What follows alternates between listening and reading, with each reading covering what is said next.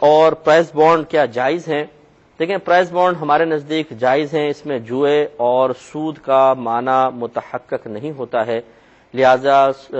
Prize bond کی sale purchase بھی جائز ہے، اور اس پہ اگر آپ کا انعام نکل آیا تو وہ بھی جائز ہے۔ ہاں، یہ جو بانڈ کی پرچیاں چلاتے ہیں کہ ایک سیریل کے بانڈ کی پرچیاں بیچتے ہیں 500 روپے کی، 1000 روپے کی، اگر اس سیریل میں کوئی نمبر نکل آتا ہے تو جو انعام نکلا، جتنی پرچیاں بٹی تھیں ان تمام کے اندر وہ پیسہ ڈیوائیڈ کر دیا جاتا ہے، یہ خالصتاً جوا ہے اور حرام ہے، اس سے بچنا ہوگا۔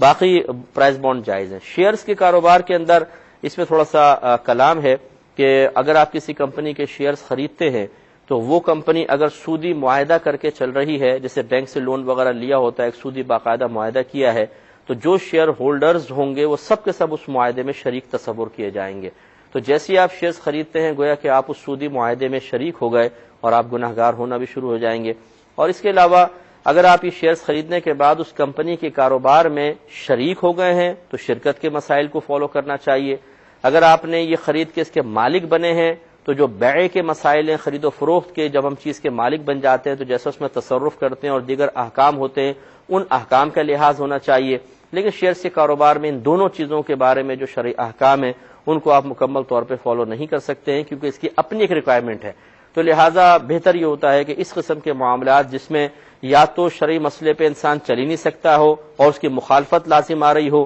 یا شرعی مسائل کو توڑ موڑ کے جان بوجھ کر اور بالکل اس کا ایک مطلب عجیب و غریب اس کی شکل بنا کر اس کو جائز کرنے کی کوشش کی جائے، اس قسم کے امور سے بچنا لازم ہوتا ہے۔ بھائی فرما